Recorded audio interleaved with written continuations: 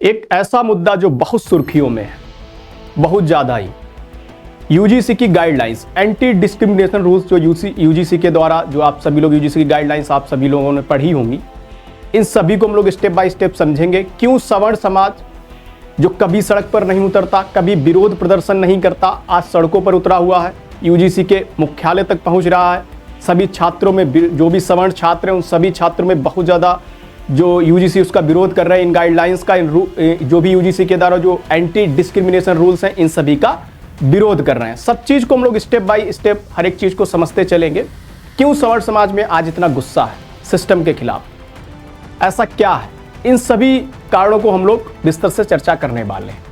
आप सभी लोग जानते हो यूजीसी के द्वारा जो अभी रूल्स, जो गाइडलाइंस जारी किए गए, आप सभी लोगों को पता है, एंटी डिस्क्रिमिनेशन रूल्स, इन सभी क्या ऐसा रीजन रहा है, इनकी भूमिका के बारे में भी हम लोग समझने वाले हैं। सबसे पहले हम जाने लेंगे यूजीसी क्या है, यूनिवर्सिटी कौन होगा कौन नहीं होगा, ये सब काम किसका, यूजीसी का है। आप सभी लोग जानते हो स्टैब्लिश 1956 एक्ट जो आपका है उसके द्वारा स्टैब्लिश एक वैधानिक संस्था, यूजीसी के बारे में हम सभी जानते हैं।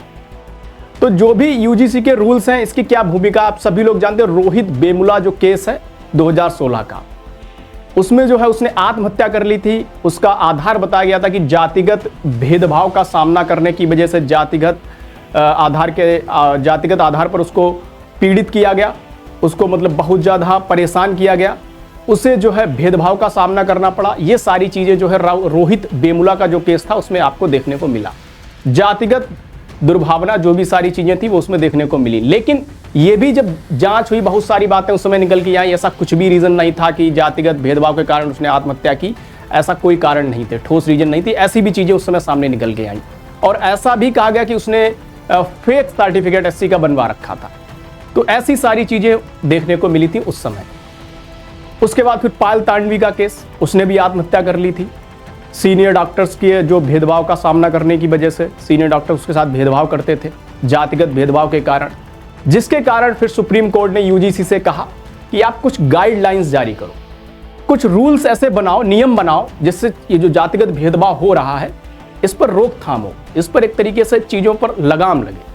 तब यूजीसी ने जो है जनवरी में जो अभी दो बम फोड़ा यूजीसी की गाइडलाइंस ने, वो हम सभी जानते हैं किस तरीके से क्या चीज़ें रही। यूजीसी ने जो गाइडलाइंस में लिखा उसमें एससी, एसटी और ओबीसी को शामिल किया। अब आप सभी लोग जानते हो जो भेदभाव है, जो भी भेदभाव है वो क्या सिर्फ सवर्ण करते हैं भेदभाव।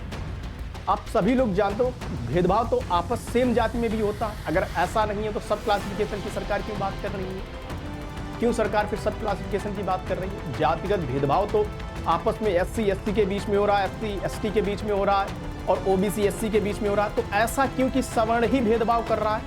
ऐसा क्या यूजीसी के पास है कि यूजीसी इस तरीके से, ऐसा कौन सा पेपर है कि यूजीसी उसको प्रूव कर पाए कि भेदभाव सवर्ण ही कर रहा है। ऐसी क्या क्या चीज़ें हैं, इन सभी के बारे में हम लोग क्वेश्चन करेंगे यूजीसी से, क्योंकि हमारे क्वेश्चंस, हमारे जो सवाल हैं वो जायज़ है। दूसरी बात, इक्विटी एम्बेसडर, इक्विटी कमेटी, इन पे भी रिप्रेजेंटेशन किसका है, कौन रिप्रेजेंट करेंगे, एससी, एसटी, ओबीसी, ये भी आप लोग जानते हो। और क्या इस पे सजा हो सकती है कि पनिशमेंट क्या क्या हो सकती है, कौन कौन सी पनिशमेंट हो सकती है, इसके बारे में भी हम लोग जानेंगे। पनिशमेंट की अगर हम बात करें तो आप सभी लोग जानते हो कि यूनिवर्सिटी बंद हो सकती है, उसकी मान्यता बंद हो सकती है, कॉलेज बंद हो सकता है, कॉलेज की मान्यता रद्द हो सकती है, और जो भी छात्र हैं उनकी जो डिग्री रोक ली जा सकती है, उनकी डिग्री होल्ड कर सकते हैं यूजीसी के द्वारा। यूजीसी के द्वारा जो भी परीक्षाएं आयोजित की जाती हैं उन परीक्षाओं में बैठने से रोक दिया जा सकता है छात्रों को। जो भी छात्र हैं उन सभी छात्रों को यूजीसी की द्वारा, और आने वाली जो भी सरकारी नौकरी है, नौकरियों में छात्रों को बैठने से भी रोक दिया जाएगा अगर वो इन सभी गाइडलाइंस का, रूल्स का पालन नहीं करेंगे और इसमें जो है दोषी पाए जाएंगे। सबसे पहली बात, क्वेश्चन हमारा ये है कि इसके जो भी सवर्ण समाज ही क्यों भेदभाव करेगा। ऐसा क्या, कौन सा पेपर यूजीसी के पास है। क्या ओबीसी और रिवर्स की बात करें, आप सभी लोग जानते हो कश्मीरी पंडितों के साथ क्या हुआ, और जो भी अभी जेएनयू सभी जेएनयू से कौन नहीं परिचित है कि जेएनयू की दीवारों में जो लिखा होता है, क्या लिखा होता है कि ब्राह्मणों तुम्हारी कब्र खुदेगी, या फिर बीएचयू की दीवारों पर क्या लिखा होता है, ये भेदभाव नहीं है। या फिर किसी को कुछ भी बोल के ठकुराई ना झाड़ो या पंडिताई ना झाड़ो, इस तरीके के वर्ड्स यूज करना, ये भेदभाव नहीं है। तो भेदभाव सवर्ण ही क्यों करेगा भाई। और फिर अगर झूठी शिकायत पाई जाती है तो झूठी शिकायत का कुछ एक वो भी तो होना चाहिए, पारदर्शिता भी तो होनी चाहिए कि हाँ झूठी शिकायत है तो उसका उस झूठी शिकायत के आधार पर सजा का प्रावधान होना चाहिए, वो भी नहीं है। और रिप्रेजेंट भी SC ST OBC करेंगे, मतलब सवर्ण ही भेदभाव करेंगे, आपने तय कर दिया। मतलब ये तो जातिगत के नाम पर एक दुर्भावना की निकल के आ रही है आपकी। आप जातिगत आधार पर समाज को जो आप समानता के आधार पर, समानता के आधार पर पहली बात तो बहुत उपबंध पहले से ही है, उसके आधार पर ये जो आपने गाइडलाइंस UGC ने जारी की, जो भी रूल्स हैं जो जारी किए आप सभी, जो भी UGC के द्वारा एंटी डिस्क्रिमिनेशन रूल्स हैं, जो भी ये रूल्स हैं, इन सभी में भी वो उपबंध दिए गए समानता के आधार पर। ये तो असमानता का जाल बुना जा रहा है, ये तो समानता के आधार पर सीधे सीधे असमानता का जाल है। इसमें क्या चीजें देखने को मिल रही हैं? सीधे असमान, सीधे सीधे समाज को बांटने का काम कर रही है। जातीय वर्ग संघर्ष पैदा किया जा रहा है समानता के नाम पर, जातीय वर्ग संघर्ष। सवर्ण जो हमेशा बीजेपी की तरफ झुका रहता है, आज बीजेपी के खिलाफ हो गया। अब इसको हम ये बोल सकते हैं कि बीजेपी ये मान चुकी कि सवर्ण का जो वोट है वो कमजोर हो चुका, सवर्ण का जो वोट बैंक है वो कमजोर हो चुका, या सवर्ण के वोट की हमको जरूरत नहीं है। ये एक वोट बैंक की राजनीति ही है और कुछ नहीं कह सकते हैं इसको, सिर्फ वोट बैंक की राजनीति है। क्योंकि समानता के नाम पर जाति वर्ग संघर्ष पैदा किया जा रहा है। और अगर सवर्ण ही भेदभाव करेगा, ऐसा कैसे आपने तय कर दिया? सवर्ण के साथ भेदभाव नहीं हो सकता क्या? या हुआ नहीं है? JNU BHU आपके सामने एग्जाम्पल है।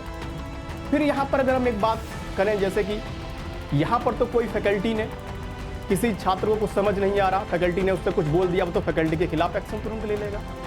या कोई छात्र, सवर्ण छात्र जो पढ़ने में बहुत अच्छा है, अकादमिक बहुत अच्छा है, उस तरीके से उस पर भी एक्शन लिया जा सकता है, उससे आपसी दुश्मनी निकाली जा सकती है, उसका जो भी ये रूल्स हैं UGC के द्वारा उनका मिसयूज किया जा सकता है, उस पर भी आपकी कोई जवाबदेही नहीं है, उसमें भी आपकी कोई पारदर्शिता नहीं है। तो सारे क्वेश्चंस आपसे हैं, ठीक है। ये क्या है? मतलब ये तो सीधे आपकी दुर्भावना है सवर्ण के प्रति, सीधे समझ में आ रहा कि वोट बैंक की राजनीति कर रहे हैं और कुछ नहीं। और सवर्ण बीजेपी या तो ये बोल दे कि मैं एक्सपेरिमेंट कर रही हूँ, बीजेपी सीधे बोल दे कि भाई एक्सपेरिमेंट है, समाज सवर्ण पर हम प्रयोग कर रहे हैं। सीधे बीजेपी बोले कि हम सवर्ण पे प्रयोग कर रहे हैं कि सवर्ण को कितना दुख दर्द होता है। यही तो कह सकते हैं ना कि बीजेपी सीधे एक्सपेरिमेंट करना चाह रही है, सीधे चेक करना चाह रही है कि हम चेक करना चाह रहे हैं कि सवर्ण को कितना दुख दर्द होता है।